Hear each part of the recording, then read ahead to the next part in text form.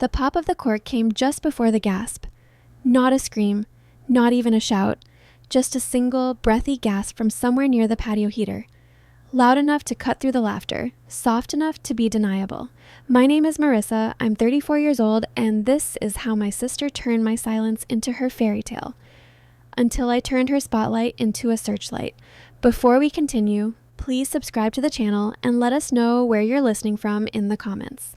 It was one of those perfectly staged engagement parties, the kind you see in bridal magazines and on Pinterest boards, the kind that look effortless because someone suffered for weeks to make them so. Golden string lights dripped from the oak branches like honey. Linen-draped tables shimmered beneath mason jars filled with candles that smelled faintly of vanilla and wax. The jazz trio under the pergola kept their smiles frozen while their fingers moved, soft and precise, through old standards. Every plate, every napkin fold, every pastel-colored cupcake had been curated for a hashtag. I stood near the edge of the patio with a flute of champagne I hadn't touched. The glass sweated in my palm. The bubbles rose and died against the rim like small, nervous hearts.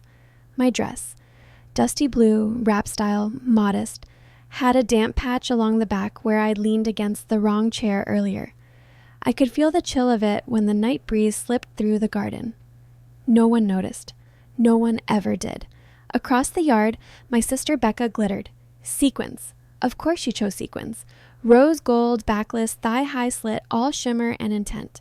Her hair was arranged in loose, beach wave curls that didn't belong anywhere near Tennessee humidity. She laughed too loudly, leaned too far forward when she talked, moved like she was perpetually aware of the invisible camera trained on her. Someone told a joke near the buffet. Becca threw her head back and laughed, her earrings catching the light. I watched her through the rim of my untouched glass. A faint pulse beat behind my left temple, something between envy and exhaustion. Then she picked up the champagne bottle. It had been chilling in a silver bucket beside the cake table. One of her bridesmaids, tall, tanned, and aggressively helpful, handed it to her, wrapped in a linen napkin like a prize. Becca held it aloft for a moment, posing, waiting for the attention to gather. Someone turned to snap a photo. Someone else started recording on their phone, and when she angled the bottle just right, her wrist tilted, chin lifted, the string lights blinked across a flash of metal on her finger. The ring. Not a ring. My ring. I felt the air thin around me. My eyes locked on that oval-cut diamond, the way it caught every photon like it had been waiting for an audience. My mouth went dry. The bubbles in my glass flattened. I had looked for it for months, swore I'd left it in the little navy box inside my dresser, right beside the receipts and the small velvet pouch that still smelled faintly of cologne. After the breakup, I'd packed everything, boxed the photos, trashed the birthday cards, cried over the sweater that still smelled like him. But the ring? That was supposed to stay. Not because I wanted it, I didn't, but because it was mine. Now it shimmered on her hand like it remembered me. My stomach hollowed. The ground didn't move, but my knees softened anyway. The cool stem of the glass cut into my fingers. A low buzz filled my ears, like the beginning of a migraine. Then came the gasp. "Wait," a woman said near the heater, her tone hushed and curious. "Isn't that her ring?" The cork exploded, foam sprayed upward in a burst of silver and gold light, droplets catching the string lights like confetti. Laughter rippled across the patio. Becca beamed, radiant and unreachable. She raised the bottle high, bubbles cascading over her knuckles. The diamond winked again, a deliberate, cruel little gleam that found me across the crowd. I didn't say a word. Not when her fiancé Brian, beige button-up, easy smile, dimples that never reached his eyes, leaned in to kiss her cheek. Not when our mother clasped her hands together and sighed, "It's perfect, Becca. Just perfect." Not even when Becca caught my gaze and tilted her head, a half smile that looked like challenge wrapped in charm. I lifted the champagne flute to my lips, though the taste had already turned sour. She wanted a reaction. She wanted me to flinch, to break the perfect rhythm of her night. She wanted to seal her new love story with a little blood from the old one. But I've learned something about silence. When it's intentional, it's power. So I smiled, took another sip, and turned away. The rest of the evening played out like a stage show I hadn't auditioned for. Toasts, laughter, glitter, flash photography. Becca floated through it all, her laughter layered over the jazz like a rehearsed harmony. Brian performed his devotion with careful, hand-on-waist gestures, every one perfectly timed for the camera. My father delivered his speech about second chances and beautiful unions with a glassy look that told me he'd started drinking long before dinner. At one point, my mother brushed my hand. Just once. A ghost of contact, her eyes didn't meet mine. She kept smiling for whoever stood behind me. I stayed until the sparkler send-off. Then I left before dessert. No one noticed. The Uber driver didn't speak. Thank God. The silence between us felt like a fragile truce. Streetlights passed in the rhythmic blurs against the tinted glass, each reflection slicing my face into fragments. I stared down at my fingers. Bare, sticky from spilled champagne, and thought of the ring circling someone else's pulse. At home, the air felt wrong. Too still. I peeled off the blue dress like it was evidence.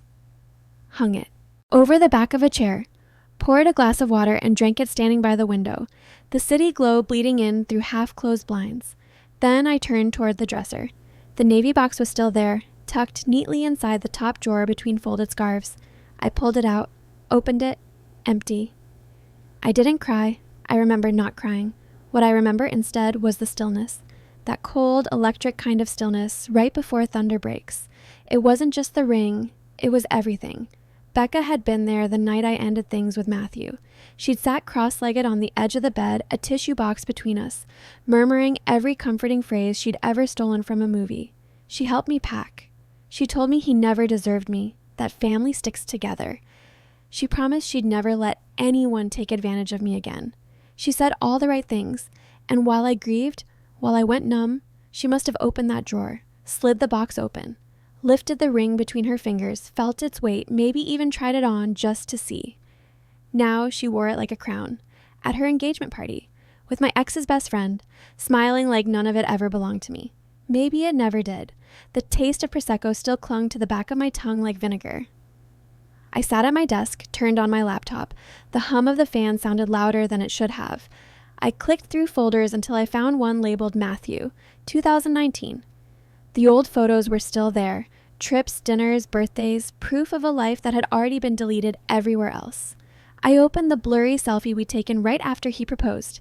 In it, my eyes were red, his grin uneven, the sunset behind us overexposed.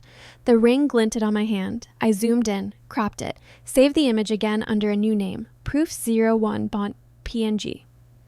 Then I opened another folder, Taxes 2020, scrolled until I found the jewelry insurance document. Appraisal number 382791904. Description: 1 oval cut diamond, platinum band, 1.6 carats. Appraised value $6,800 insured. Owner Marissa Clark. I highlighted it, exported a copy, saved that too. The desk lamp buzzed in the corner like an insect trapped in glass. Outside, a recycling truck clattered along the street, dragging metal against asphalt. Somewhere in another apartment, a dog barked once and stopped. I sat motionless, watching the blue light of the screen spill across my knees. They thought I'd cry, they thought I'd scream, they thought I'd do what I always did. Fold. But some betrayals don't leave bruises, they leave clarity. And silence? Silence can be surgical. I used to think grief had an expiration date, that if enough time passed, the edges would dull, the weight would lift, the memories would fade into something tolerable. But watching my sister wear that ring, my ring, proved something I never wanted to admit. Some grief doesn't die. It just goes quiet. It doesn't fade. It coils, tightens, waits. That night, after the engagement party, sleep refused to come. I lay on my back staring at the ceiling fan, the blades spinning slow shadows across the room.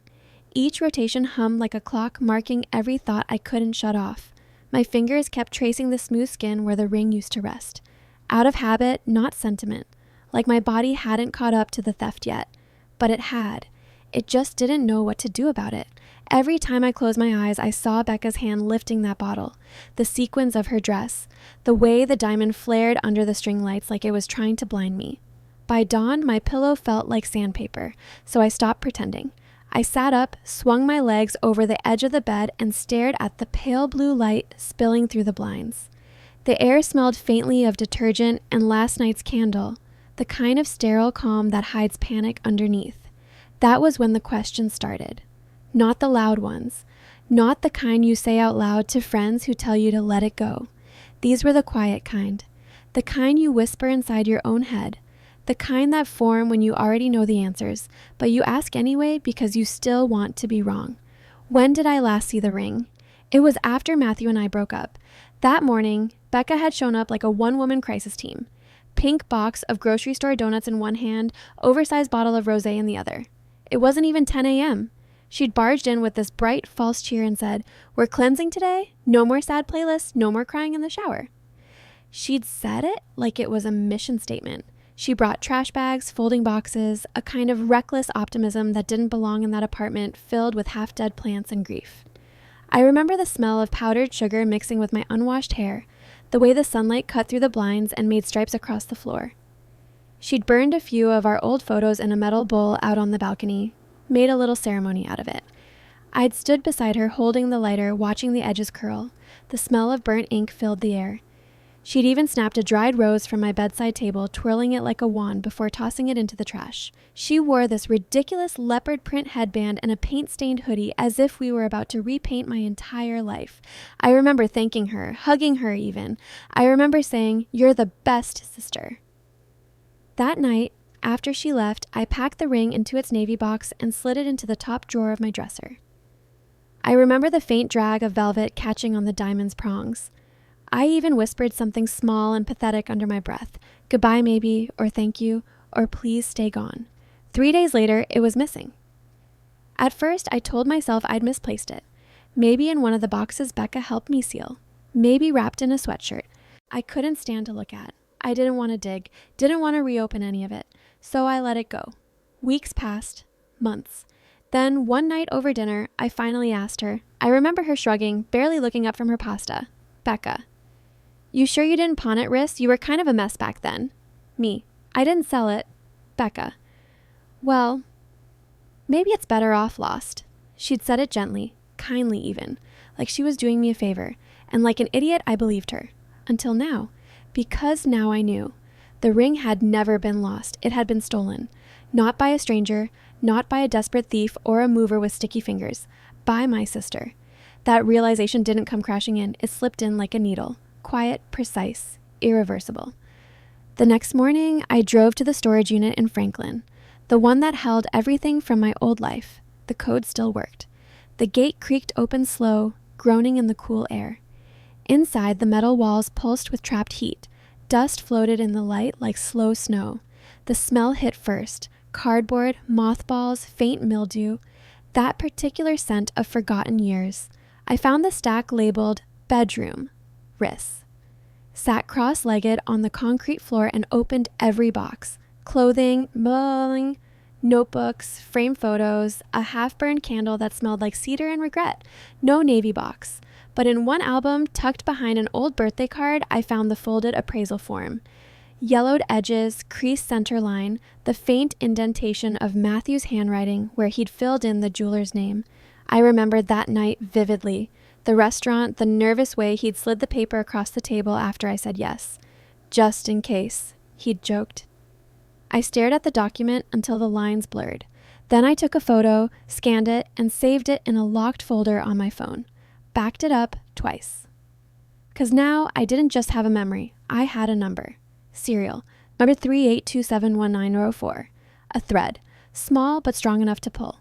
That night, I scrolled through my contacts until I found her name. Lydia. We hadn't spoken in almost 2 years. She'd been one of those friends who tried to stay neutral after the breakup and ended up ghosting me instead. But she'd always been honest, and she'd always noticed details. I hesitated before hitting call.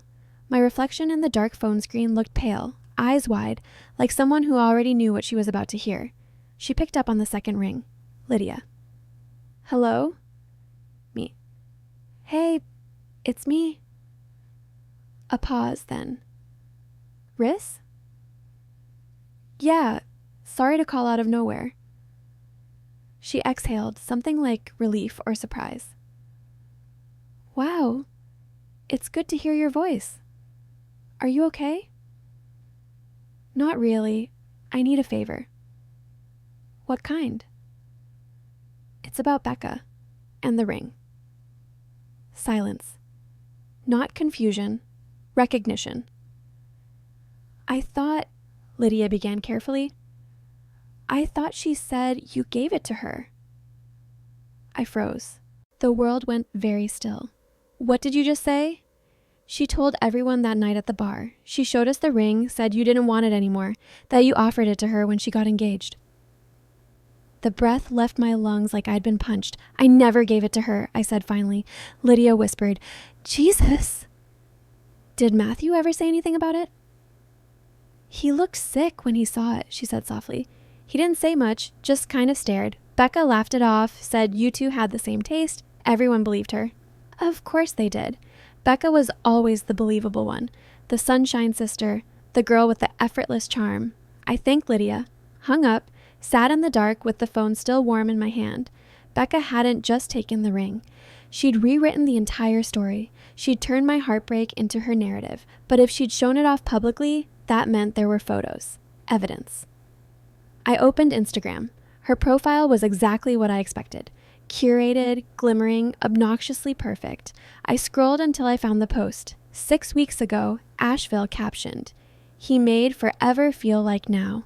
There it was, the ring. My ring. Center of the frame, catching the sun like it knew what it was doing. I zoomed in until the pixels broke apart. The band was thinner, resized, adjusted to fit her. I saved the image, then I started digging. It took hours of phone calls, but by the 5th jeweler, I struck gold. Franklin Jewelers. A woman named Gail picked up, her voice crisp and tired. When I described the ring, oval diamond, platinum band, resized recently, she hesitated. Gail. You're not the bride, are you? Me. No. Gail. Thought not. She was cold. No offense. None taken, I said. Did she happen to mention any engraving? Inside the band, yeah. 168 RMC. The groom asked what it meant. I closed my eyes. That was it. My initials. The code Matthew and I chose. Our anniversary, 168, followed by RMC. It means it's mine, I said quietly. Gail didn't speak for a few seconds, then, do you want me to write something up? Not yet. Well, if you change your mind, she said, her tone shifting. I never liked that woman anyway. When the call ended, I sat very still. My heart was pounding, but not from rage, from clarity. Now I had everything I needed. The appraisal, the photo, the engraving, the witness. Becca thought she was untouchable, that the world would always believe her version first. Let her think that. Let her keep smiling into cameras and pretending the sparkle belonged to her. Because while she rehearsed her fairy tale, I was rewriting the ending. I wasn't grieving anymore. I was planning. And the next flash of a camera wouldn't crown her, it would expose her. Becca had always been the kind of person who floated through consequences. It was her superpower, a talent, a curse for everyone else who had to live in the wake of it. In high school, she skipped an exam and cried in front of the teacher, those perfect tears that seemed to glisten on cue, and somehow left the room with extra credit and an invitation to take her time.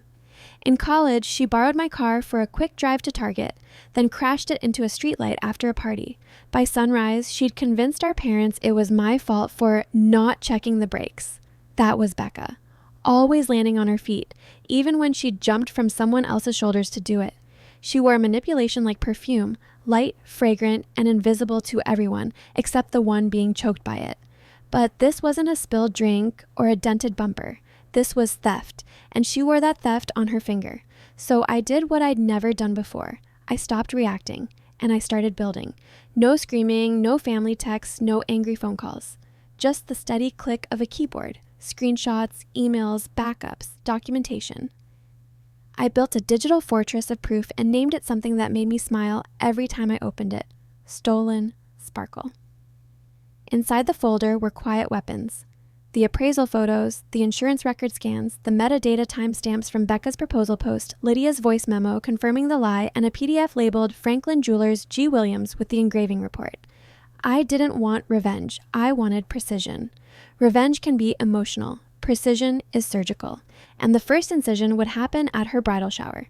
Our mother had sent the group text 3 weeks before. Ladies, Becca's shower will be Sunday at 2 p.m. Backyard garden theme. Bring something floral and festive. There were heart emojis, champagne emojis, even a clip art of a veil. She'd invited Becca's coworkers, cousins, church friends, and, of course, me, the older sister expected to smile, to host, to behave. I replied with a single thumbs up emoji. Then I made a call. "Hi," I said when the man answered, his voice deep, scratchy with age.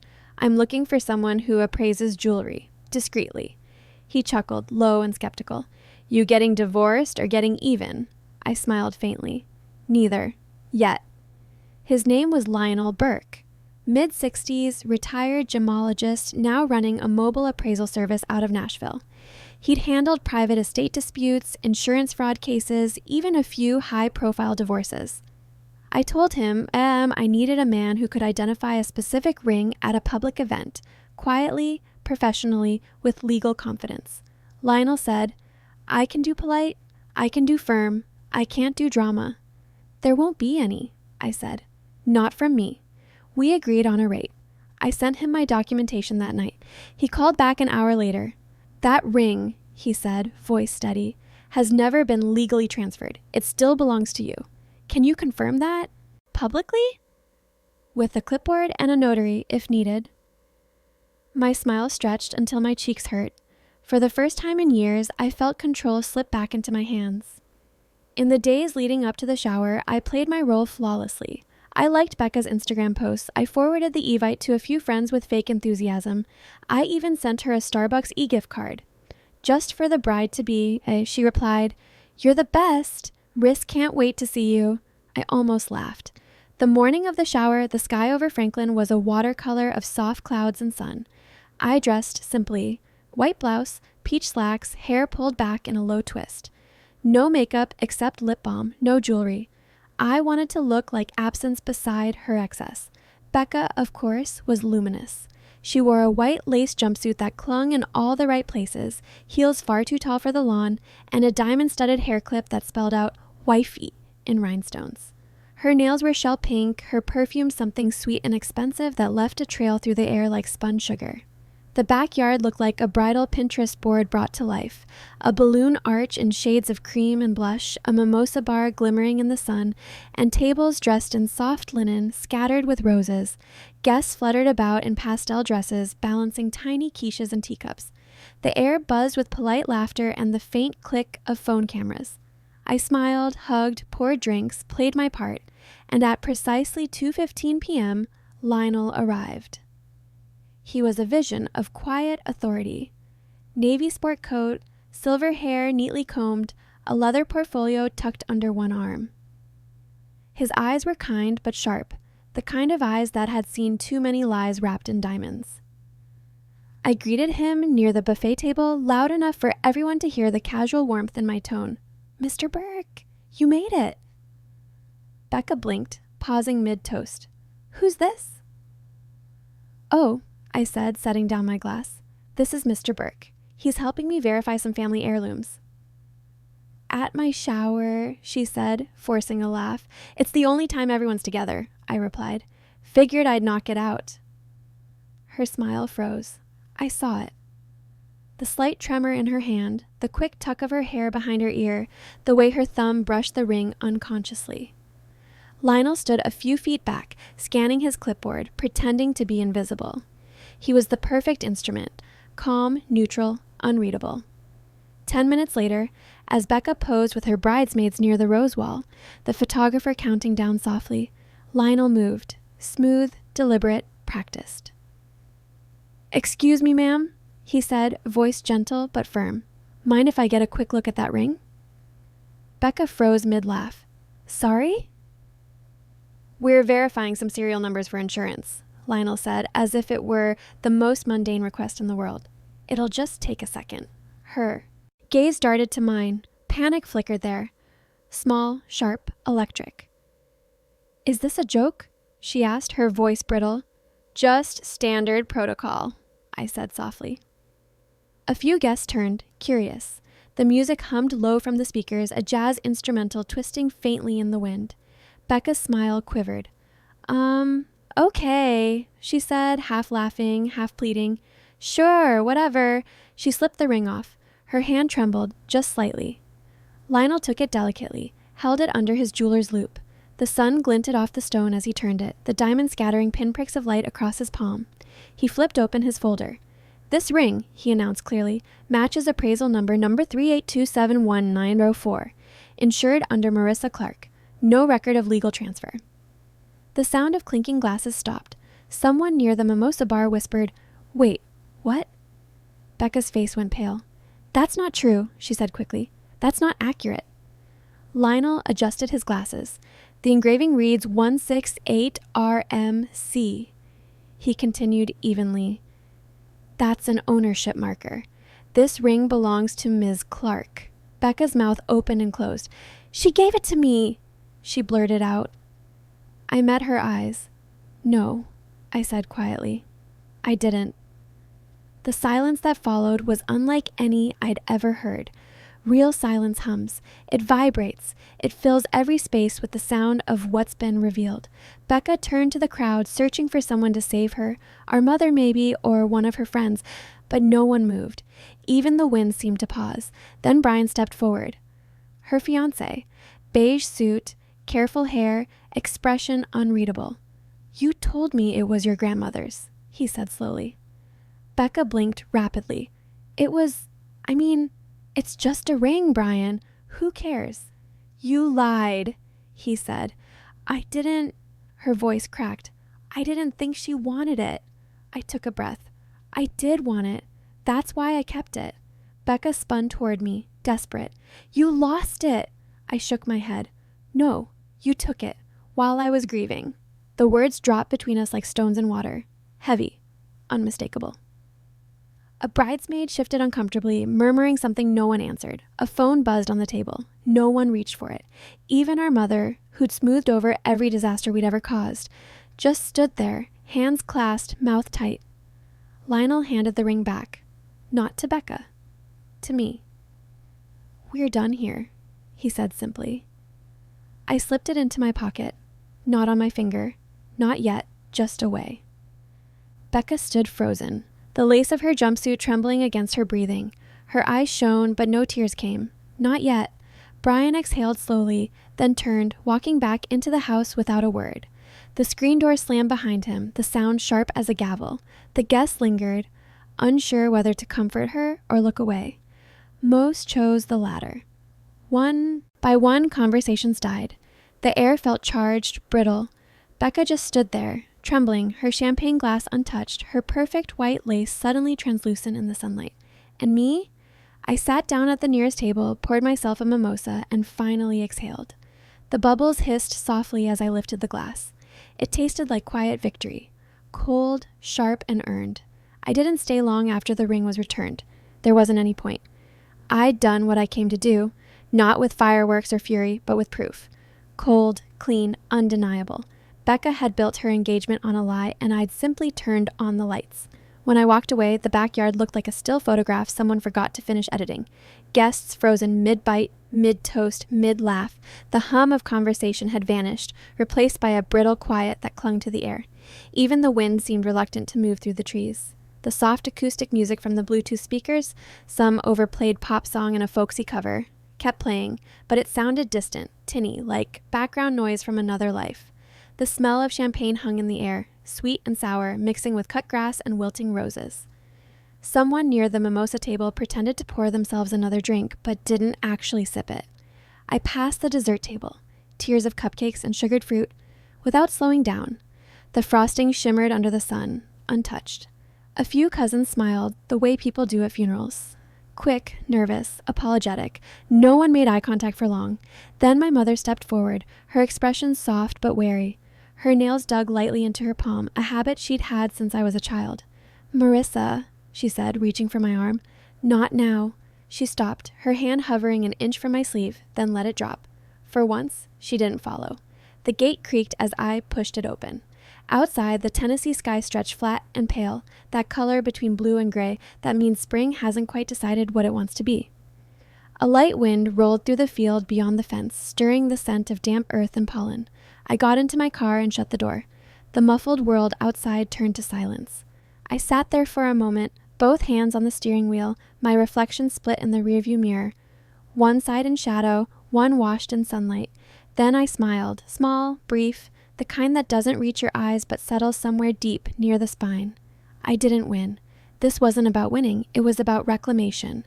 Not just the ring, the narrative, the history, the version of myself she'd tried to bury under champagne bubbles and perfectly filtered posts. Becca had stolen something invisible long before she took the ring. She'd taken ownership of my pain, rewritten it, packaged it, and performed it until the world believed it was hers. But that day, I took it back, quietly, neatly, without apology. Over the next few days, her silence was louder than any confrontation could have been. No calls, no texts, no dramatic explanations, nothing. Her social media, normally a carousel of manicured smiles and captions about gratitude, went dead. No posts, no stories, not even a good morning selfie. It was eerie, like the algorithm itself was holding its breath. My mother called twice. The first time, she tried her old line. The one that always used to work. "She didn't mean to hurt you," she said softly. "She meant to erase me," I said. "That's worse." There was a pause long enough for me to hear her swallow. The second call came 2 nights later. I could tell she'd been crying before she spoke. "She's unraveling, Marissa." I leaned back in bed, phone pressed to my ear. She did that to herself. Another silence, then a sigh that sounded like surrender. A week later, my phone buzzed with a message from Lydia. "Lydia, you saw the wedding site, right?" I hadn't. By the time the link loaded, my pulse was hammering. There they were, Becca and Brian, smiling from the homepage, her hand perfectly tilted to show off the ring. My ring. The one now sealed inside a padded envelope at the bottom of my safe, wrapped in tissue paper and truth. But beneath the photo, under a section titled Latest Updates, one new line appeared. "Out of respect for personal matters, the wedding date is currently postponed." No explanation. No apology. Just that single, clean sentence. It was almost poetic. A lie folded neatly into the passive voice.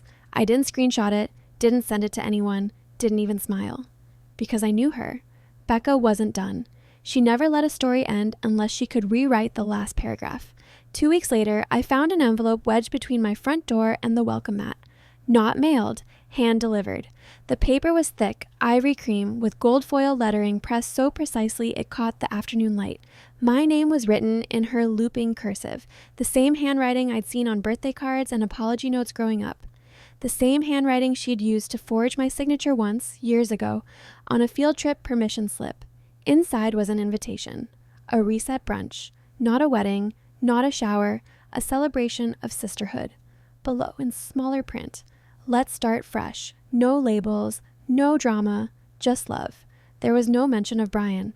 At first I laughed, out loud, the kind of laugh that sounds like disbelief more than humor. Then I saw the guest list. Nearly everyone from the bridal shower, the cousins, the co-workers, the church ladies, plus a handful of new names. Women from her Pilates class, a former boss, a college friend she hadn't spoken to in years. Becca wasn't trying to make amends. She was trying to rebrand. She couldn't salvage the wedding, so she'd salvage the image. Turn. Disaster into reinvention. Rewrite the humiliation as growth. I RSVP'd yes before I let myself think about it too hard, because I wasn't going there for closure. I was going to close the curtain. The brunch was held at a boutique hotel on the edge of Nashville, the kind that charged extra for atmosphere.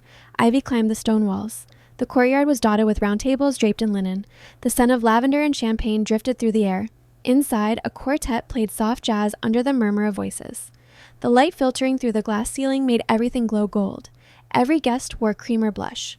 An unspoken dress code, a kind of collective purity cosplay. The clink of utensils and the low, polite laughter created a rhythm. Too neat to be real. And Becca was radiant. She always was when she was performing. Her hair was swept into a soft chignon, her makeup flawless, a tiny diamond glinting in each ear. She wore a sleeveless pearl white dress that buttoned at the collar, modest but strategic. She smiled easily, greeting each guest like a gracious hostess who'd never had her life unravel in front of them. If anyone knew what had happened, they pretended not to.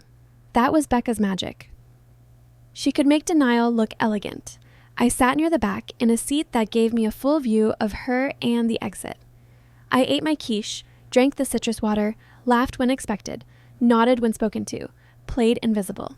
But when dessert came, glossy macarons, fruit tarts, miniature pavlovas, Becca stood. She tapped her champagne flute with a fork. The sound was bright, practiced, commanding.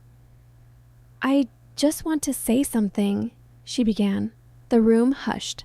"It's been a rough month," she said with a soft chuckle that hinted at vulnerability.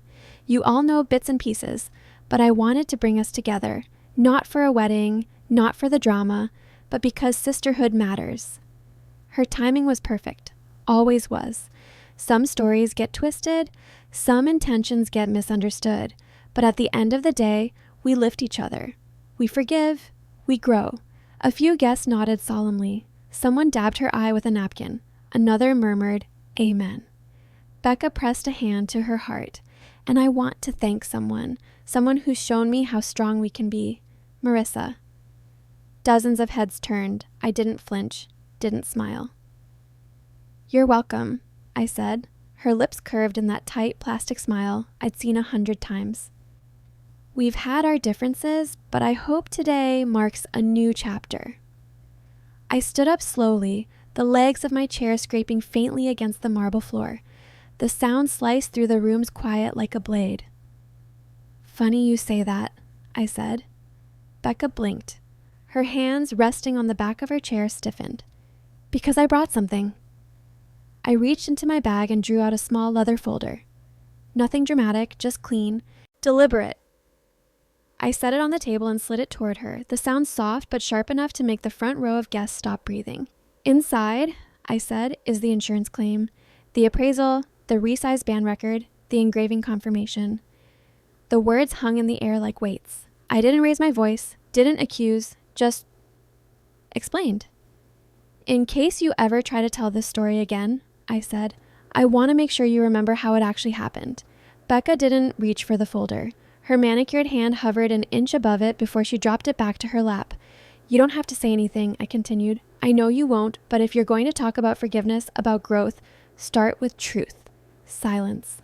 Not the heavy kind this time. The fragile kind, like glass about to crack. A woman across the table shifted in her seat. Another coughed softly into her napkin. The jazz music played on, suddenly too loud. Becca sat back down, slowly. Her eyes flicked to the folder, then to me, then away. No tears, no tantrum, just collapse in real time. Quiet, internal, irreversible. The curtain had closed, and there would be no encore. The last time I saw Becca in person was 3 months later, outside a courthouse in downtown Nashville. She wasn't there for me. She was there for herself. By then, the paperwork had already done what years of confrontation couldn't. I had filed the ownership claim quietly, through the insurance company. No angry phone calls, no legal drama, just a digital submission. Neat, clinical, factual. It took less than 20 minutes. One form, one attached PDF, one box checked that said, "Reinstatement of original ownership." It didn't feel like revenge. It felt like alignment. A correction, not an act of war. When the claim was processed, her name was automatically flagged as an unauthorized holder of insured property. Just a few words on a line item, but powerful ones. It meant that in the eyes of the record, the lie had been undone. The paper now told the truth, even if she never would. I never meant for her to get a notice, but insurance systems don't ask permission. When the letter arrived at her address, she must have panicked. I didn't know until the email came. "Becca, did you do this? You didn't have to." Me. "I did. I had to." She didn't reply. Not with anger, not with defense, just silence. A week later, I went downtown to finalize the transfer at the courthouse. A simple step, just a signature and a notary. The building was brutalist, all gray concrete and sharp corners, the kind of place that made everyone's voice echo too loud. I parked in a metered spot along 5th Avenue and caught my reflection in the car window. Hair pinned back, coat buttoned to the throat, folder under my arm. The air was crisp enough to sting. The traffic hummed around me, indifferent, and then I saw her. Becca sat on a bench near the courthouse steps, sunglasses too big for her face, clutching a paper coffee cup she wasn't drinking. Her hair was slightly tangled, her lipstick uneven. Her leg bounced up and down, jittery, a nervous rhythm she couldn't stop. Her hands trembled when she adjusted the sleeve of her coat. I realized she hadn't noticed me yet, and in that moment, I had the strange, hollow thought that if I turned and walked away, she might just stay there, a ghost orbiting her own wreckage. But she looked up. Her face froze, then softened. She stood slowly, like someone remembering they still had to. When she spoke, her voice cracked on the first word. "You won." The wind tugged at her hair, lifting a strand across her mouth. "There was nothing to win," I said. She gave a short, broken laugh. "You humiliated me." I shook my head. "You did that yourself. I just stopped covering for you." Her lips pressed together. She looked down, voice low and frayed. "Brian left." The name hit the air like a dropped key. "He said he can't trust me anymore." I didn't respond, didn't offer comfort. Becca blinked fast behind her sunglasses. "I loved him," she whispered. "No," I said quietly. "You loved attention. You just confused the two." She didn't argue, didn't even flinch. She just nodded, slow, resigned, like she'd rehearsed that acceptance in the mirror a dozen times. Then she stepped aside, brushed past me, and started down the courthouse steps. Her heels clicked twice, 3 times, before the sound was swallowed by the noise of passing cars. I watched her blend into the crowd until the movement of strangers erased her shape. And that was it. That was the last time I ever saw her. Not in person, not even in passing. After that day, Becca became a rumor told in fragments. According to Mom, she moved to Atlanta that summer, got a job at a PR firm that specialized in reputation management. The irony of it almost made me laugh. Her posts turned quiet. No more sunlit brunches, no matching outfits, no pastel captions about manifesting grace. Just the occasional photo of a gray skyline or an iced coffee beside a keyboard. Maybe she learned something. Maybe she didn't. I didn't need to know.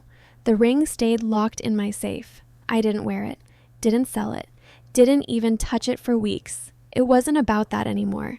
It had become something else. Not a symbol of betrayal, but an artifact, a remnant of who I'd been and how far I'd come. Proof that sometimes survival isn't loud. It's the quiet decision to outlast the story being written about you. Still, one night I took it out. The house was silent, the refrigerator humming softly in the background. Moonlight spilled through the kitchen window, brushing across the counter. I set the small navy box down, opened it, and let the light touch the diamond. It sparkled the same way it had that night under the string lights, same brilliance, same fire, but it felt different now. The reflection wasn't hers anymore. It was mine. I turned it slowly between my fingers. The metal was cold, heavier than I remembered, and for the first time, I didn't see the proposal, or the betrayal, or even Becca's smirk under the fairy lights. I saw a woman who'd learned the kind of strength that doesn't need witnesses. I thought about that night, the patio, the champagne, the gasp, about how she'd smiled, pretending my history was hers, about the way people had cheered, oblivious, while I'd stood still, silent, letting her script collapse under its own weight. Then I set the ring on the counter beside the folded insurance form. My name crisp and black at the bottom. I took one photo, just one. The diamond gleaming under the lamplight, small but certain. I named the file closure.jpg, not proof, not revenge, just closure, because that's what it was. It wasn't about ruining her life. It was about reclaiming mine, the part she'd taken, the version of me that used to bend until it broke. The woman who stayed quiet because she thought quiet meant weak. They used to call me the quiet one. Turns out, quiet is what saves you. Quiet is what sharpens you. Quiet is what waits, and when the noise dies down, it's what's still standing. After the claim was finalized, people asked questions, as they always do. Small town curiosity doesn't rest. What happened to Becca's engagement? Why did she move? Is it true about the ring? I never confirmed, never denied. I just smiled and said, some stories rewrite themselves. That summer, I sold the ring. I didn't go to a jeweler or an auction. I went to a women's shelter in Franklin that accepted high-value donations. The woman behind the desk had kind eyes and a voice that carried the weight of hearing too many bad stories. When I handed her the small envelope, she hesitated. "This is a beautiful piece," she said, turning it gently in the light. "It was," I said. She smiled softly. "Someone's going to treasure this." "I hope they do," I said. "It shines better somewhere else." She printed a receipt, slid it across the counter. The paper was warm from the printer when I took it. Outside, the sun hit the glass of the donation box, scattering light across the sidewalk. Tiny fragments danced across the pavement, quick, bright, almost blinding. I stood there for a long time, watching the way the light flickered and faded. It reminded me of the anger, how it used to feel urgent, burning, alive, and how it eventually cooled into something quieter, steadier. Peace doesn't sparkle, not like diamonds do, but it stays. And when it settles, it leaves you weightless. I walked to my car with the receipt still in my hand. The air smelled like jasmine from the planter near the door. I tucked the paper into my wallet and turned the ignition. The radio came on mid-song. Some slow acoustic cover of "You're So Vain." I laughed under my breath. The universe has a sense of humor even when you don't ask for it. As I drove home, the sunlight flashed through the trees like a strobe, brief and golden. By the time I pulled into my driveway, the last bit of light had gone soft, warm, forgiving. Inside, the kitchen still held the faint scent of coffee and lemon cleaner. The counter where the ring once sat was bare now. Just a reflection in the polished surface, catching a line of evening gold. I touched it once, lightly, as if closing a book. It still sparkled. Just not for her anymore. If you were in my shoes, what would you have done? Let me know in the comments. And don't forget to subscribe for more stories like this.